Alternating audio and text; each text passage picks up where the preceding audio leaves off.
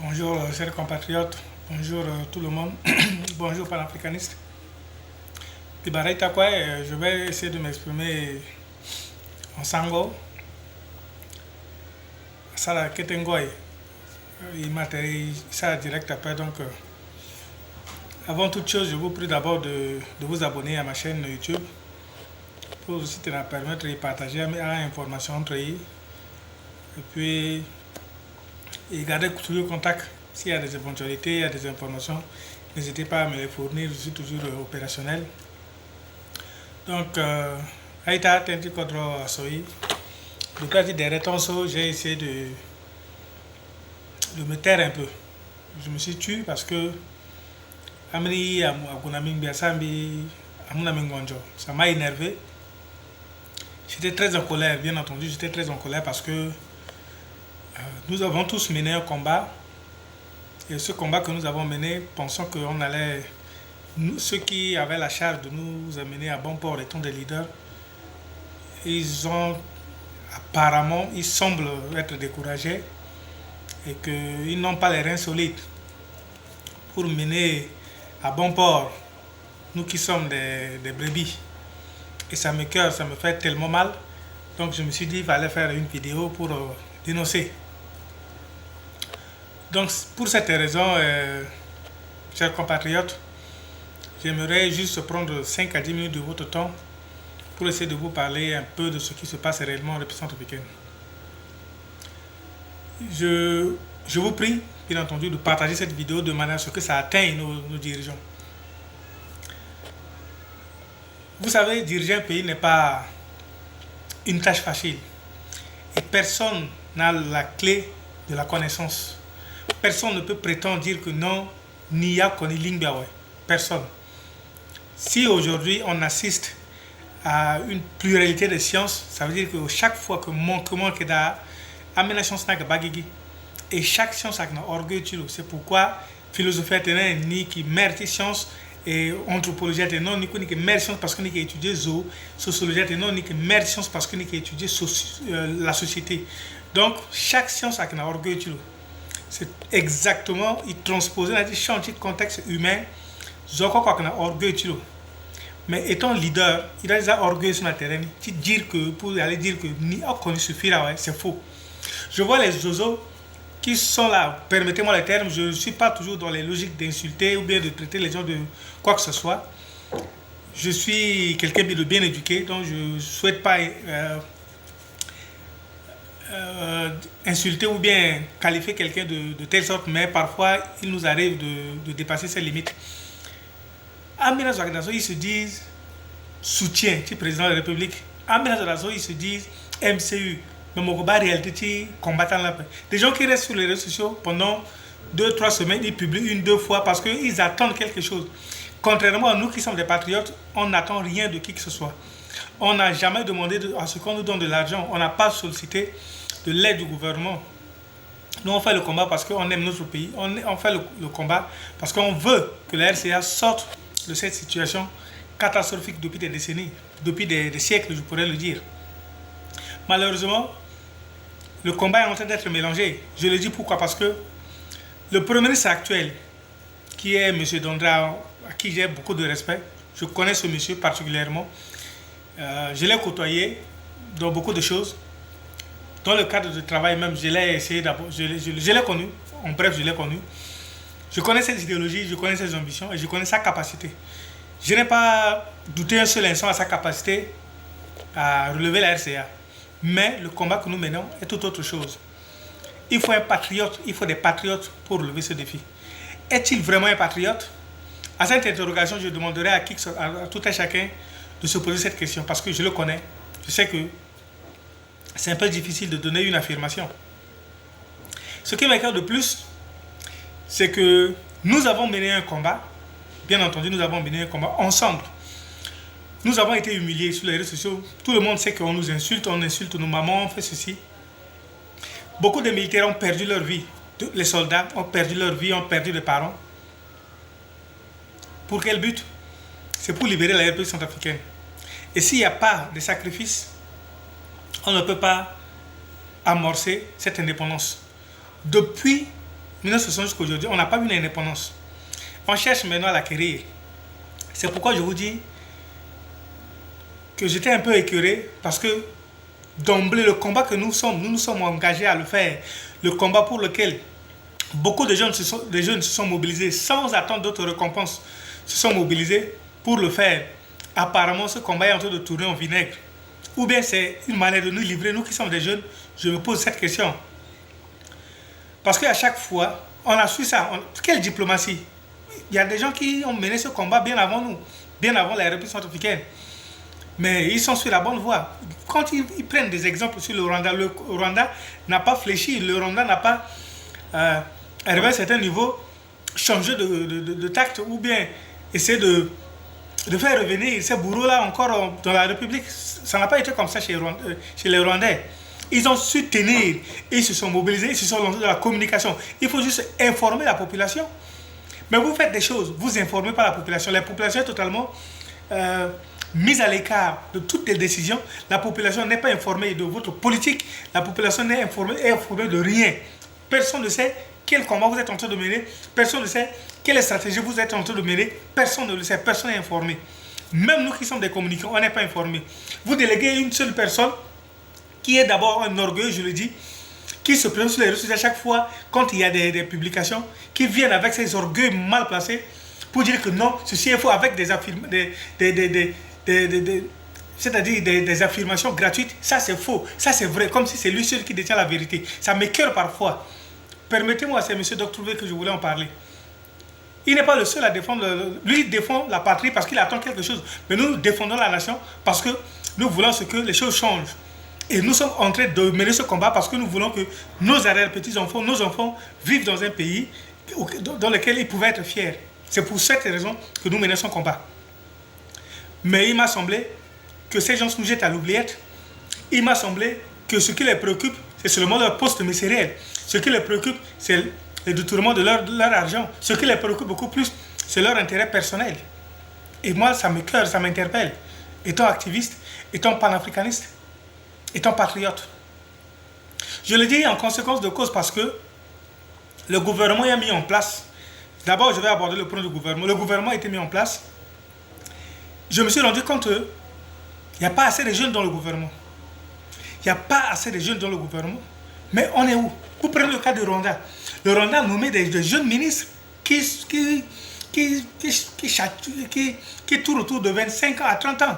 Mais en République centrafricaine, c'est difficile d'en trouver. Vous prenez les gens comme Willy Biro, les mêmes personnes qui ont déjà des soixantaines, des 40, cinquantaines d'années, qui reviennent à chaque fois pour se mener comme s'il n'y a pas un jeune capable de mener à bon port la politique centrafricaine. C'est quelle stratégie vous mettez en place? Les jeunes n'ont pas leur place dans la société, dans la politique? Ou bien vous voulez seulement garder ces jeunes-là pour les manipuler comme ça, je donne les raisons à ceux qui manipulent les jeunes en France pour sortir faire des marches. Et c'est ça. La place de la jeunesse, c'est toujours dans ce contexte-là.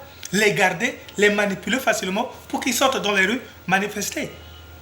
Mais pour occuper des postes de responsabilité, vous vous en foutez pas mal. Les mêmes personnes, des anciens, des 80, qui sont dans les 70-80 ans, c'est eux qui reviennent à chaque fois. Il n'y a pas de jeunes pour essayer d'équilibrer les choses. Ça m'a écœuré. Ça m'a écœuré. Je me suis dit, mais c'est pas possible ça. Et maintenant, parlons maintenant de le partenariat que M. Dondra a ramené gagnant-gagnant avec la France. Qu'allez-vous faire avec la Russie? Expliquez au peuple centrafricain, à l'époque de Bokassa, quand il y a de telles situations, Bokassa sort et fait des discours en français, en sango plutôt, pour expliquer aux centrafricains la stratégie qu'il est en train de mettre en place, pour dire aux centrafricains que voilà, je suis en train de faire ceci, je suis en train de faire ceci pour votre bien. Et c'est la population qui se mobilise. C'est la population qui doit se mobiliser pour défendre la patrie, pour défendre le gouvernement en place. Ce n'est pas les tiers ministres, ce n'est pas les quelques ministres avec les quelques groupes que vous avez comme groupe de soutien. Non, c'est la population. Et comme le président l'a si bien dit dans son discours, il a vu comment la population s'était mobilisée pour aller voter massivement pour lui. C'est une marque de confiance. Mais en retour, vous ne leur expliquez pas ce que vous êtes en train de vouloir faire. La population s'était mobilisée pour dire non à la France. La population s'était mobilisée pour chasser la France. Pour que la France quitte la République centrafricaine définitivement. Où en sommes-nous aujourd'hui? On revient avec une autre politique tordue pour dire que non, on est en train de vouloir faire un partenariat gagnant. Vous prenez la France comme un pays, c'est-à-dire un pays moribond. Et ils ont toutes les stratégies. Ils savent ce qui se passe. Vous les avez déjà trahis, vous avez déjà trahi la France. On est en train de mener un combat contre la France. On les a humiliés. Mais vous, si vous leur tendez encore la main pour dire qu'ils reviennent en tant que... Êtes-vous sûr qu'ils vont pas? Ils vont revenir pour vous caresser au sens du poil? Ça ne serait pas le cas. La France va revenir, certes, vous faire croire qu'ils se reviennent en tant que partenaires, mais au fond, à la fin, c'est pour vous mettre à genoux. Et pourquoi ne pas parler des assassinats? On va vous éliminer un à un. Tous ceux qui ont manigancé les choses pour que la France quitte la RCA, ils se verront peut-être tués. Il y a plusieurs possibilités de les éliminer un par un, physiquement. Pour vous amuser avec la France, vous pensez que c'est vous ceux qui détenez la bonne politique, la stratégie. Non.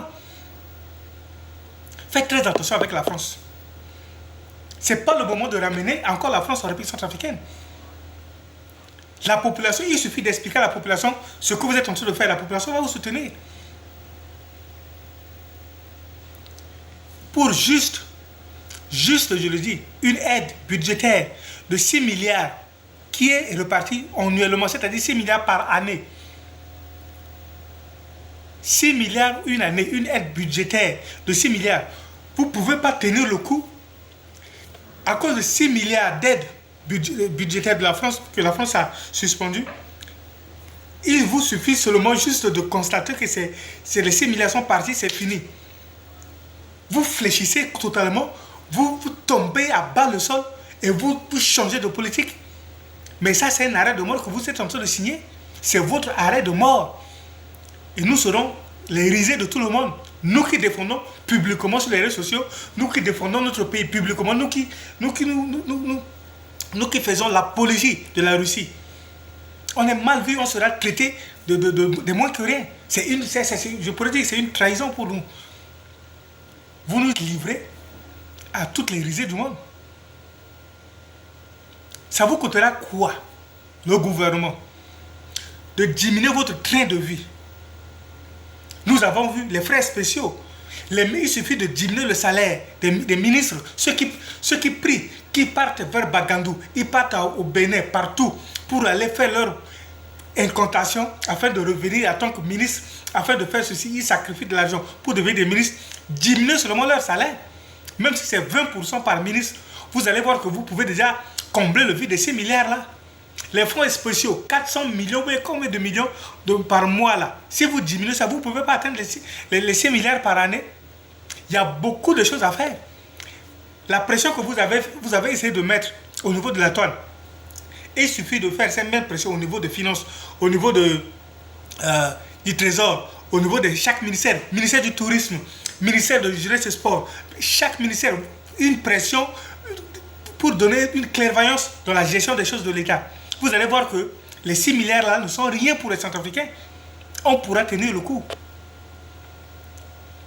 Vendez les voitures, vous voulez imiter les gens. Dites que vous voulez faire comme Patrice Lumumba, vous voulez faire comme Thomas Sankara, vous voulez faire comme ceci.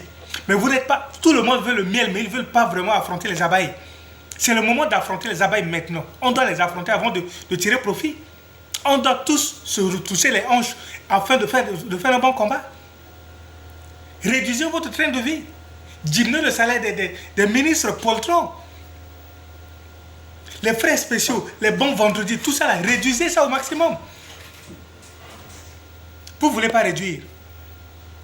Vous ne voulez rien faire, vous ne voulez pas sacrifier, vous ne voulez pas faire des sacrifices. Vous voulez seulement piller la caisse de l'État. Regardez votre train de vie. Et ça, vous dites que vous voulez mener un combat face à la France. Mais vous vous mettez à genoux déjà. C'est pas possible. C'est pas possible. Qu'est-ce qui vous empêcherait de réduire votre train de vie? Les voitures de 5 quelques millions que vous payez, réduisez ça. Les salaires de 7 millions à l'Assemblée pour le président de l'Assemblée, réduisez ça. Ils sont déjà des milliardaires. Ils ont payé déjà assez la caisse de l'État. Réduisez ces trains de vie. Comment vous pouvez admettre ce que vous pouvez et à la fois vouloir mener un combat qui nécessite des sacrifices et vous gardez votre train de vie intact? La population souffre depuis l'indépendance jusqu'à aujourd'hui. La population, est-ce que le salaire des Centrafricains a augmenté? Combien de Centrafricains vivent au-dessus de 1 dollar par jour? Jamais, je ne vois pas. C'est seulement vous qui êtes au pouvoir. C'est votre train de vie qui vous préoccupe. Et maintenant, s'il s'agit de faire des sacrifices, vous n'êtes pas prêt à faire ces sacrifices. Et vous nous avez amenés dans un combat où on ne se retrouve plus maintenant. On ne sait pas à quel sens se vouer. Être du côté des Russes et revenir vers la France. Mais c'est non. La population est loin d'accepter cela. Ou c'est la Russie, ou rien. C'est la Russie ou rien. On veut faire des sacrifices. Les Centrafricains sont prêts à accepter même les arrêts de salaire. On a accepté les arrêts de salaire à l'époque de Dologuélé. Pourquoi ne pas accepter maintenant pour tirer le profit 2, 3, 4, 5, 6 mois après? Mieux vous manger dans la dignité, mieux vous souffrir dans la dignité que de manger dans la misère ou bien de l'humiliation. Sous la France, les Centrafricains, c'est vrai, les gens peuvent manger, mais c'est dans l'humiliation, avec des exactions, avec des pillages, avec des viols de nos cadets, par les Sangares, par ceci, cela, avec les massacres des gens par la Séléka. On ne veut plus de ça en République centrafricaine. On ne veut plus de ça. C'est la raison pour laquelle on devait se sacrifier. Il faut qu'on se sacrifie. Et pour se sacrifier, toutes les parties prenantes doivent se mobiliser. Et je mets l'accent beaucoup plus sur la population. La population devait se mobiliser. Et pour que la population se mobilise, la population doit être tenue informée. Le service de communication, c'est nul et non avenu. Les gens ne sont pas informés de ce que vous faites. Même les communicants de MCU, même les communicants, les patriotes, tout ceci, ils ne sont pas informés. Vous prenez quelques personnes, 2, 3 personnes, qui après 2, 3 semaines, font une seule publication sur les réseaux sociaux en écrit. Ils disent que non, ils sont en train de défendre le pouvoir. Êtes-vous sûr qu'ils peuvent tenir devant les nébuleuses, les nébuleuses communicants les nébuleux plutôt, communicants de CCP? Ce que les gens sont en train de faire en France, vous pensez quoi? Ils ont été payés. C'est une guerre de communication. Mettez l'argent au profit des gens. Aidez ces gens-là à avoir les moyens pour communiquer correctement. Mais vous bouffez, vous partagez les biens, vous partagez tout, vous vivez dans l'opulence. Nous avons vu comment, derrière sur les réseaux sociaux, les ministres, comment ils commencent maintenant à se... C'est pour draguer seulement les petites filles, partout. C'est avec l'argent de la population. Mais cet argent-là, sacrifiez ça. Réduisez votre train de vie. Diminuez le nombre de deuxième bureaux. Des petites filles que vous côtoyez par-ci, vous leur promettez des 50 000, des 100 000 partout là. Réduisez ce train de vie. Vous allez voir que les 6 milliards ne sont rien. Mais vous voulez garder votre train de vie. Et vous voulez faire guerre à la France. À cause de 6 milliards, vous tombez plus bas. Vous n'avez pas honte? Vous n'avez pas honte? Ça me cœur et ça me fait très mal.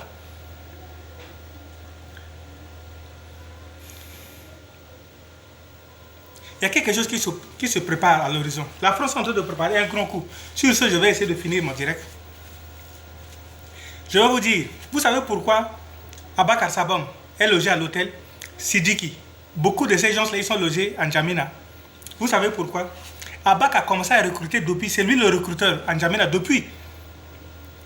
Abakar Sabam recrutait. Les éléments qui ont été appréhendés pendant l'attaque des FAC. On vous a dit qu'ils étaient 400 et quelques d'abord pour un début, on a donné un nombre de 400. Tous ces gens-là, ils sont en train d'être mobilisés pour envoyer au front contre la République centrafricaine. Le Tchad va récupérer une partie. Le Tchad est en train de vouloir. La division de la RCA est encore d'actualité. C'est le plan établi par la France pour le moment. La division de la RCA, partition de la RCA. Si vous voyez certains de nos frères musulmans qui vous disent non, il faut partir. J'ai encore. Allez sur la page de Issa Zarma, quoi là, mon frère là. Il a publié ouvertement, il n'a pas caché ses dires. Il a dit qu'il faut partitionner, il faut faire la partition de la RCA. Il faut diviser la RCA. C'est-à-dire, le propos tenu par Abakar Sabam à l'époque est revenu et est encore d'actualité. Et il ne peut pas revenir comme ça fortuitement parce qu'il y a quelque chose qui se trame. Il y a quelque chose qui se prépare encore. Soit la France divise la RCA du côté de Bosangwa, vers toute cette partie-là, ils vont récupérer. Parce que le Tchad n'est pas prêt à lâcher la RCA. Et la France à maintenir le fils de Déby pour exécuter ses vœux, ses ambitions. Ces ambitions consistent à faire quoi? Soit à déstabiliser le régime, à rendre le pays ingouvernable, ou soit diviser le pays, le nord de l'autre côté. Ça va leur permettre d'exploiter les richesses du pays. Le Tchad, le pétrole tchadien dépend aussi de l'exploitation de pétrolière de la République centrafricaine. Si la RC exploite son pétrole, le pétrole tchadien va tarir rapidement. Êtes-vous sûr que le Tchad est prêt à lâcher avec toutes les mannes pétrolières que le Tchad est en train d'en profiter? Je ne sais pas, est-ce que vous réfléchissez au moins? Ou bien vous êtes tous des experts en diplomatie, vous ne voulez pas écouter les petites personnes comme nous. Aucune connaissance n'est close. Si on parle d'une approche systémique, ça veut dire que tous ceux qui constituent le système doivent être pris en compte. Les liveurs, les médecins, les journalistes, ceux qui font, tous ces gens-là qui constituent le système de la gestion de la République centrafricaine, le système du gouvernement, doivent être considérés. Si un système faillit, c'est tout le système qui va faillir. C'est une petite notion, je ne peux pas vous apprendre ça. Je ne peux pas vous apprendre ça maintenant. C'est quoi le projet? Nous humilier, nous livrer, nous sacrifier à la merci de la France? Vous ne voyez pas que c'est aberrant? Ça m'écoeure et ça me fait mal. Le Tchad, actuellement, c'est un danger. Je vous rassure, le Tchad est un danger. Ce n'est pas pour rien que le Tchad a refusé d'extrader Bourézé. Ce n'est pas pour rien que le Tchad a refusé d'extrader Abaka Sabam. Ce n'est pas pour rien que le Tchad a accepté d'accueillir Ali Dara Salaba. Ils les ont tous hébergés dans cet hôtel. Ils leur donnent les moyens, tout ce qu'ils veulent. Et figurez-vous, Baba Ladé est en liberté. Baba Ladé a rejoint le groupe. Vous pensez que c'est juste pour leur faire plaisir qu'on les a réunis à ce niveau? Réfléchissez au moins. Voilà maintenant qu'on entend parler que les Russes sont en train de se retirer. Êtes-vous sûr que nos militaires, nos FACA sont déjà bien aguerris pour faire face à cette nébuleuse rébellion qui est en préparation? Et pour en finir, je m'adresse directement au Premier ministre, le nouveau Premier ministre, son Excellence Henri Maraï Dandra. Monsieur Dandra, je vous connais, vous me connaissez très bien, je suis Monsieur Yassa Martial Enoch. J'étais président du mouvement que vous connaissez très bien à l'époque au Bénin, quand j'étais encore étudiant, le mouvement Y en a marre. Vous savez, à l'époque, vous nous avez appréciés parce qu'on voulait la rupture. Parce qu'à une époque donnée, c'était seulement les vieux. Et cette rupture, on avait prôné ça. Vous nous avez soutenus parce que vous avez bien voulu nous aider à mener ce combat. Cette rupture. Étant déjà Premier ministre, on n'a pas vu cette rupture. Elle est où maintenant la rupture? Pour amener les vieux papas qui ont déjà 60 d'années, qui ont fait leur expérience, qui n'ont rien apporté en République centrafricaine, vous les ramenez encore dans le gouvernement. Pensez-vous vraiment que c'est ce que vous appelez la rupture? Il reste à désirer. Et en secondo, je connais votre idéologie. Je vous connais. Mais je vous lance. Je connais, vous avez un parcours. Vous avez des ambitions. Une autre ambition est celle de devenir un jour le président de la République. Vous êtes capable. Vous avez les potentialités. Ça, je vous le confirme. Et personne ne peut s'en douter. Je vous connais. Je connais à peu près comment vous travaillez. Je connais à peu près vos capacités. Mais vos défauts, essayez de les corriger maintenant. Ce que vous avez en tête par rapport au patriotisme, essayez de recadrer ça. Et vous verrez que vos ambitions seront bientôt réalisées. Vous pouvez être le numéro 1 en RCA. Si et seulement si vous aidez la jeunesse, si et seulement si vous écoutez l'ambition du peuple centrafricain, cette ambition qui est celle de mettre hors état de nuire la France, de déclarer la RCA comme un nouveau pays indépendant. Et ensemble, nous allons définir une nouvelle date qui ne sera plus le 1er décembre ou bien le combien date définie comme date de l'indépendance. Ça sera une nouvelle date à laquelle tout le territoire centrafricain est libéré. C'est ce moment que nous attendons patiemment. Revenir en tant que partenaire stratégique, la France, faire revenir la France en tant que partenaire stratégique, c'est signer votre arrêt de mort. Et peut-être, je ne sais pas, si vous avez aussi vous êtes aussi en connivence avec la France. Parce que le plan consiste à faire quoi? Le plan consiste à créer d'abord un problème au sein du gouvernement. Et si peut-être que vous serez c'est-à-dire en désaccord avec le président de la République, il y aura l'idée de partition.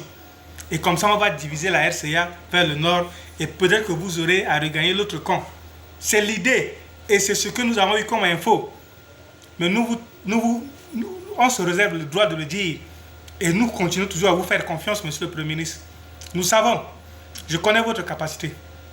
J'espère que vous allez faire preuve de patriotisme.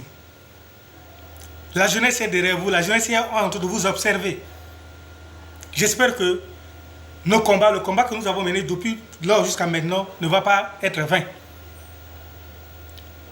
Et nous espérons bien que vous allez nous aider à gagner ce combat. Arrêtez de penser que la France est dupe. Arrêtez de croire que la France va revenir en tant que partenaire privilégié, comme vous le dites. Arrêtez de croire. Si la France revient, c'est pour se préparer. Elle est déjà tombée. Elle va se préparer à se relever. Et quand elle va se relever, c'est pour prendre sa revanche. Et si la France prend sa revanche, c'est pour ramener la RCA 60 ans encore. 60 ans en arrière. Qui sait? C'est juste pour vous prévenir.